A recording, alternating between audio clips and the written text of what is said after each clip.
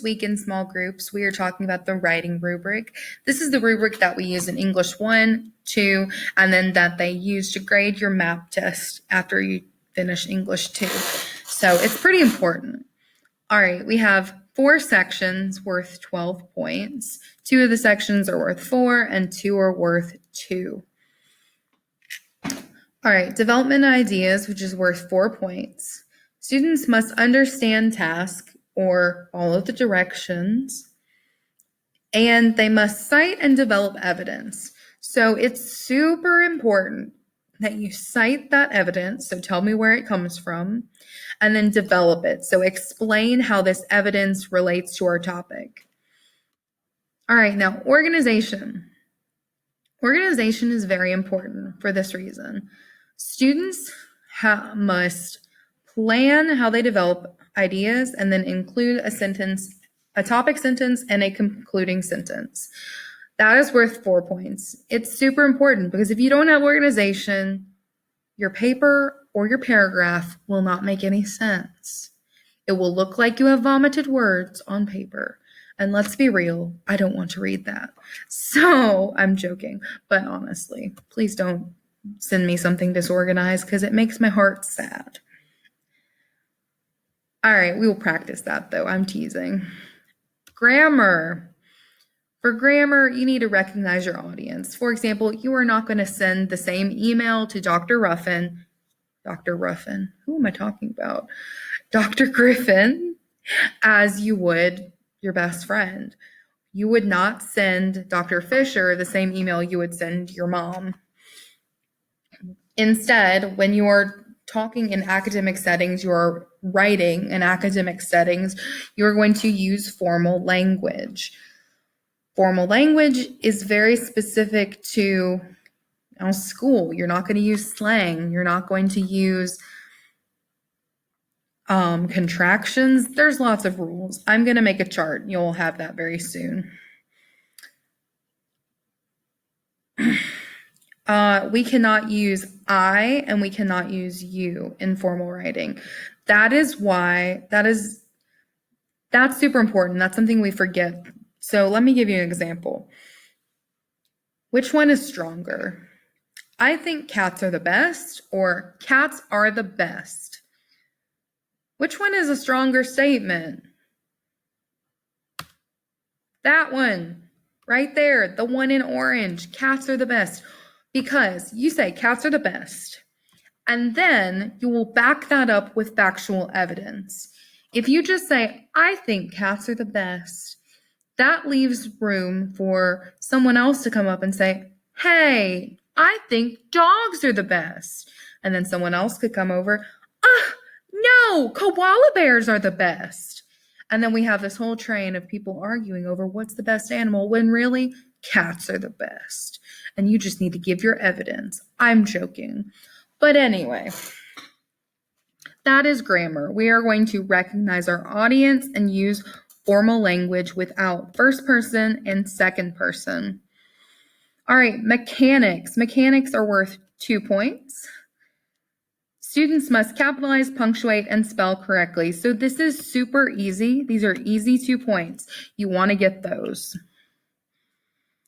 All right, let's keep tracking. Let's do some examples. First and foremost, we will have to look at our writing prompt because, as y'all know, we must understand our task in order to cite and develop evidence. So where are we going to get our task? Writing prompts. That's where we get our task. Okay, so just as Duckworth believed in the power of grit, Churchill advocated for motivation, even in the darkest times. How are these two ideas connected? Use your evidence from both texts to prove your point. All right, that's our writing diagnostic prompt. If you don't remember, I wanted to be right there at the top of your mind. So our task is to answer the question, how are these two ideas connected? Let's get moving. All right, so first off, we have this. You see it. Grit and Churchill both argue that it's important not to give up. They explain that grit and passion and living every day to its fullest, but I don't know about that. Anyway, the point is grit is the most important thing in the end because science said so. Okay, let's take this in stride. Let's look at developing ideas.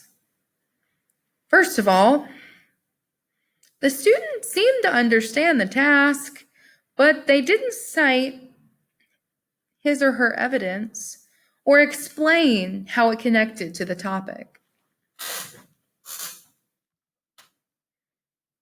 I was real generous giving this 1 point because that ain't make no sense. Organization.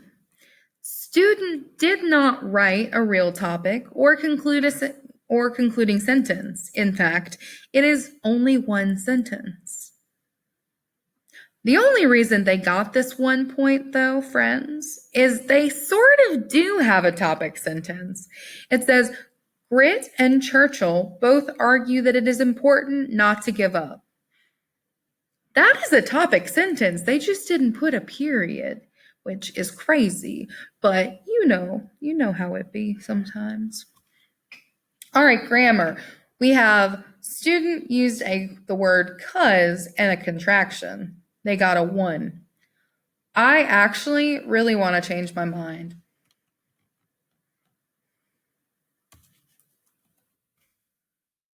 That's a 0.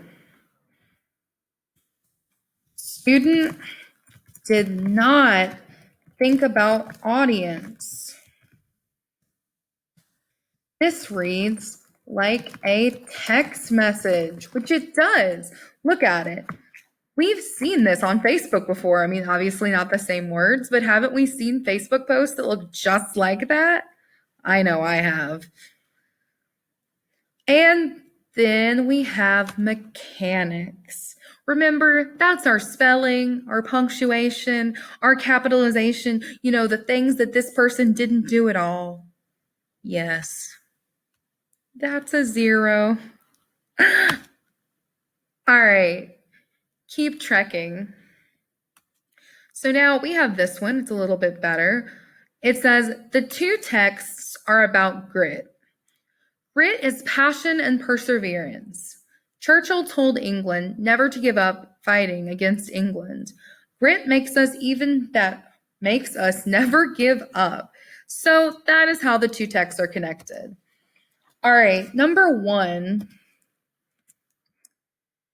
Developing ideas. So the students seemed to understand the task, but did not cite his or her evidence or explain how connected to her topic. So they did cite some evidence, but they didn't cite it. I know that sounds really stupid, but see, they have this here evidence. They have it. It's there. Oh, wait. Oh, I did it wrong. Oop, there it is. Oop, there it is. They have evidence, but they didn't tell us where they got it. They actually kind of plagiarized a little bit. This right here, grit is passion and perseverance. That is directly from the text. I mean, word for word. That should be in quotation marks. So, frankly, if this were the writing test, they would have thrown this out. They would have gotten a 0. So you've got to be very careful about that. 0 for plagiarism. They would have gotten a 0 on the whole thing on the writing test, but in my class, I give you an extra chance.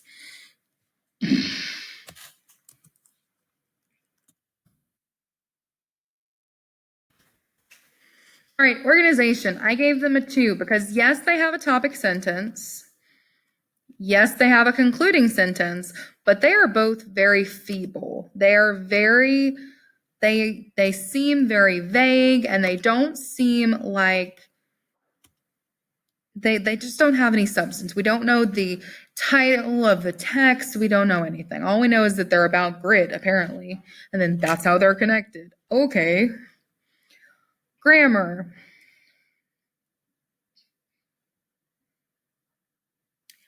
Okay, so I gave them a 1 for grammar because of this us, because we're not supposed to use first person, right?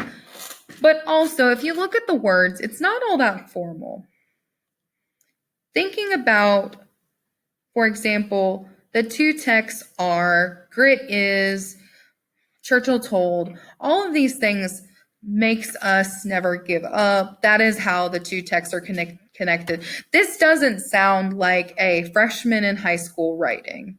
It sounds like a middle schooler, a sixth grader maybe wrote it and turned it in for like a homework grade or something. We need to up our formality game. And y'all are going to get more information about that next week. So don't fret if you're not quite getting that. All right, mechanics.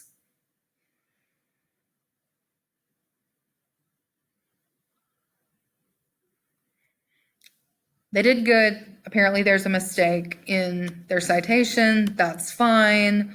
We're not going to worry about that right now. So mechanics did well. What just happened? Okay, one more. I forgot to do my spiel. We're not going to do it because I changed my mind. All right, so I'm going to make this one bigger because it's small. Duckworth and Churchill advocate for similar ideas in Grit, the Passion of Perseverance, and Never Give In. Duckworth, a former teacher and psychologist, performed a study that proclaimed in different contexts, one characteristic emerged as a significant predictor of success. It was grit. She goes on to define grit as passion and perseverance to reach a goal. Similarly, British Prime Minister Churchill cites perseverance as the key to Britain's success in World War II. In this 1941 speech, he claimed, "Never give in, never, never, never in nothing, great or small." These ideas represent the best of two arguments and ties the text together in a thoughtful way. Duckworth demanded grit, and one needs grit to persevere through the darkest days. These two authors wrote in very different time periods for very different audiences, but they both uncovered the same fundamental truth. The key to being successful is to, as Duckworth put it, be grittier. Okay, I gave this a 3 for evidence because I felt like they could have given me more. I felt like they could have developed this into a whole essay. They were on a roll, but they kind of stopped themselves short. They could have given me more explanation. So why does all this good evidence, why does that support their point? They could have given me more evidence, expanded it into a couple paragraphs. I think that could have been really rich and meaningful. So I gave them a 3 for that.